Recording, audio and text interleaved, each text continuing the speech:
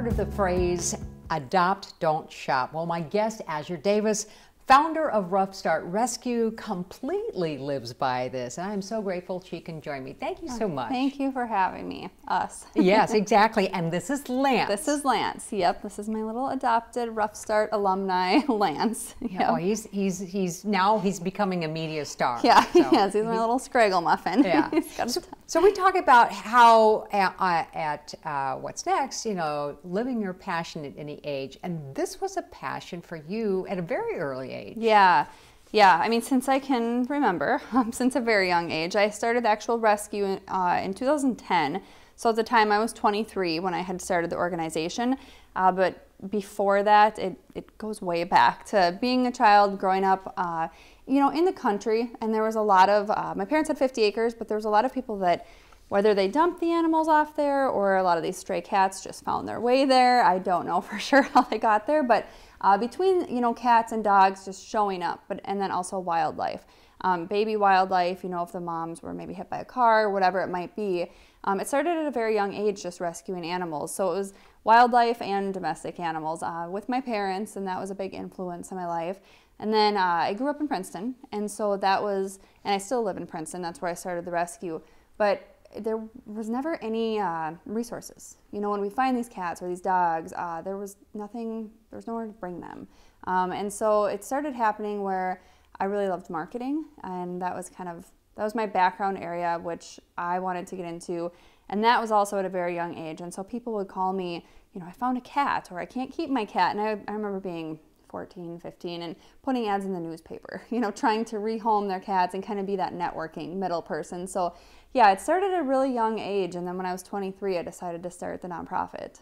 Wow, because at age 23, a lot of students at that age are still trying to figure out what they want to do. Yeah, and I was in college actually at the time. I was going for my bachelor's in business, and that's what I ended up getting my bachelor's in, business management. But at the time, I was going to go for pharmaceutical sales. I was going to make a bunch of money and had all these plans, but that just wasn't my passion. That was not what, I continuously went back to always being involved in animals, whether it was driving down the side of the road and having to rescue a dog down in the ditch. It just was anything. And so I never really knew if I could have a career out of rescuing animals.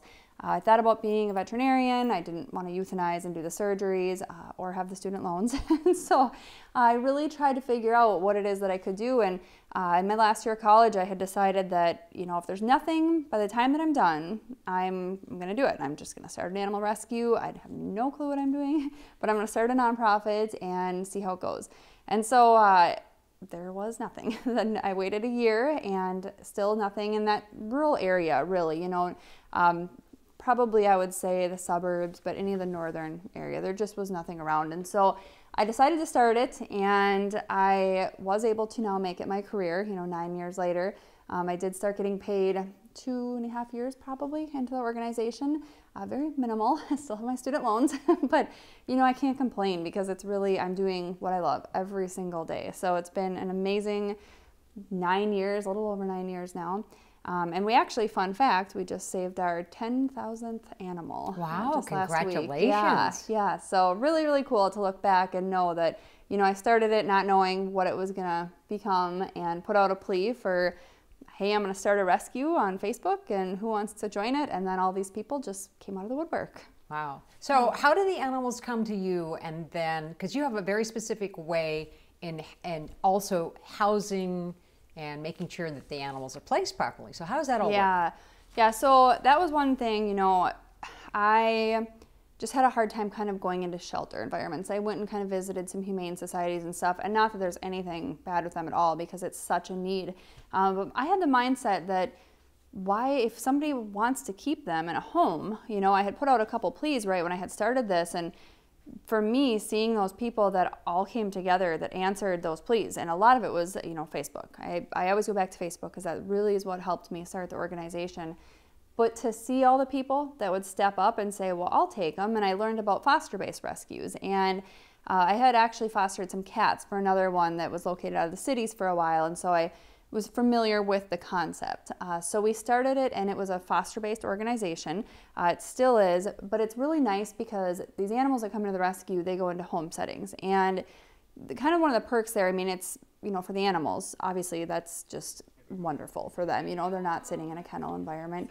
But also for potential adopters that are looking for an animal, they get to ask those foster parents then, are they potty trained? Are they good with kids, cats, dogs? So those foster parents really get to know that animal more than if they were in a shelter setting. And again, nothing that there's bad, with the shelter setting. It just kind of gives us some leverage there on talking to these potential adopters on if it's a good fit for their home. Mm-hmm. So when they come in, sometimes they come from other states. Yeah, they actually, we've taken animals from every situation you can think of now. I'm sure there's more that we haven't seen yet, but we do a lot of, one big thing is owner surrenders in Minnesota. And so what we found is there's not a lot of rescues that do owner surrenders anymore, and I'm not really sure why. I think it's because sometimes you don't always know what you're getting, or people are desperate to find a home for their animal and maybe aren't always as truthful as you'd hope. And so I think some people have maybe been burned on that, some rescues, but we continuously take in owner surrenders, and we've heard every story from, we had a baby, we can't take care of it, or we've heard things, my grandma died and she had these 3 cats and we don't have a place for them, and so we're able to help then. So the more fosters we have, of course, the more that we can help, but we do, so the owner surrenders, we do local impounds throughout the whole state. We take any local impound that contacts us. As long as we can find a foster, we will help. Typically they're in those impounds because they're strays. They haven't been claimed by their owners. And their time is up. And then we've done some hoarding situations, we've done some puppy mill situations, local strays that haven't been claimed, and then also, yes, out of state. So that's we've always helped several main areas. One of our big areas that we help is Texas, and I had friends down there in 2010 when I started it. So I learned all about this transport system. It's kind of like an underground railroad system. It's just kind of crazy. But the South it's horrendous. It's so much different than what it is here in the Midwest. And that's something I always try to educate people on, because a lot of people don't understand, why would you go down south and take dogs? Aren't there dogs here dying in the shelters? And there's not. It's nothing even remotely close. The dogs that are here in the shelters, it's a lot of labs, pit bulls, a lot of the same breeds, but a lot of them have behavioral issues. And so we are still helping them. We take whatever we can help. If we have an experienced foster home that can go help, it doesn't matter. Whatever dog it is, we'll take them. But down in the southern states, it's a lot of little Scraggle Muffin cute dogs like Lance. And if you went into an impound here in Minnesota and there was a dog like Lance sitting there would be 10 rescues fighting over who can take this dog. So it's kind of just different breeds that people are not seeing in the northern states that they are in the southern states. So our mentality is, if somebody wants a miniature Schnauzer Dachshund up here, or a Shih Tzu or a Poodle, they're going to end up going to a breeder to get one. And so in the South, they're sitting in the shelters euthanized every single day, just due to overpopulation, lack of space. And so really, it's crazy to think of it like that, but it really is like supply and demand. So if we can save their lives and bring them up here and get them adopted, we do, and they get adopted every single day. So the money that comes into your organization, is it a lot of it going to food? Is it a lot of it Most of it is vet care. Okay. Most of it is vet care. Yep. If it is food, we're very fortunate. We have so many awesome, different partnerships with different stores like Chuck and Don's and PetSmart. And if they have expired food, they a lot of times will give us that, or people that just don't need the food anymore. Maybe they had a pet that passed away or something and they'll donate the food. So we don't have to buy a ton of food. When we do, it's like the prescription food. Any of the special cases, we'll have to buy that. Most of it, I would say, is vet bills. That's our by far biggest expense. I always tell people, we've taken in, we just took in a dog that has to have its leg amputated, or these orthopedic surgeries are really expensive when we have to do those. You name it, we have taken it on. We take on a lot of tough cases, and a lot of times when you say yes, you'll take that animal, you don't know what you're getting yourself into. And so sometimes a vet bill is $5,000, and the adoption fee cannot be $5,000. And so, the adoption fee might be around $300. And so there we're having to fundraise $4,700 and, ask individuals for donations. We do fundraisers. We do get some grants, but nothing state or federal level. The grants that we get are more PetSmart, Best Friends. A lot of them are also community-based. So One big area is spaying and neutering for cats in the community for TNR efforts. And so it's not necessarily grants that we even get that we can apply back into our, our bedding fund that we need. So it's a lot of asking. Individual donations, that's where the largest revenue stream that we have is. And you have a board, and then you have a lot of volunteers. Yeah, yep. So we have a board. I think right now we have around 11 board members, all with different skill sets, whether it be legal, HR, PR, finance. So we have an awesome board that helps oversee the rescue, and then we also have staff now. We have more staff, which we're constantly kind of gearing up and growing that area just to sustain ourselves. And then our volunteers, we have, I think right now we have almost 700 volunteers. Wow, and then good for you. yeah, on top of that we have about 300 fosters all throughout central Minnesota. So it's growing, it's really expanding. Our volunteers and the fosters, that's the lifeline. And a building. You Yes. got a building. Yes. Yep. We have a building in Princeton now, 5,400 square feet. We have some cats that are housed there, but it's, staff work area. We have a lot of supplies for our fosters. So anyone that would be interested in fostering or that does fostering, it's free for them. So we make sure to provide them with any of the supplies that they need. We pay for any of the vetting. So there shouldn't be any expense for a foster other than maybe gas mileage going back and forth to vet appointments or a meet and greet.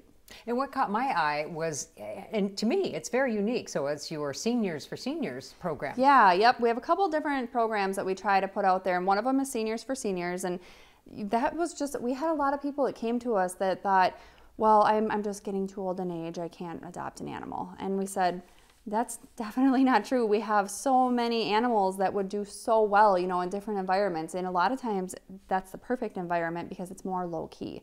And so what we do is actually any animal that's over 9 years of age, and then we pair them with any adopter that's over 65 years of age, and the adoption fee then is $65. So regardless if it's a little Lance dog that maybe would be $350 typically, if he was over 9, we'd do $65. So we try to help kind of accommodate them too as far as price wise. Well, thank you so much for joining me. I really appreciate it. I wish you all the best. Thank you. In this. It's been terrific getting to know you a little bit more about all the work that you're doing in the Princeton area. Yeah, it's crazy. I mean, that's our main focus, and like I said, then local in Minnesota, and now it's just kind of expanded, especially central Minnesota. We're kind of all over. So it's been awesome to watch it over the 9 years and have us grow. All right. Well, thank you so much. I appreciate it. Thank you. My guest has been Azure Davis of Ruff Start Rescue. That's in Princeton, Minnesota. For more information, just head to ruffstartrescue.org.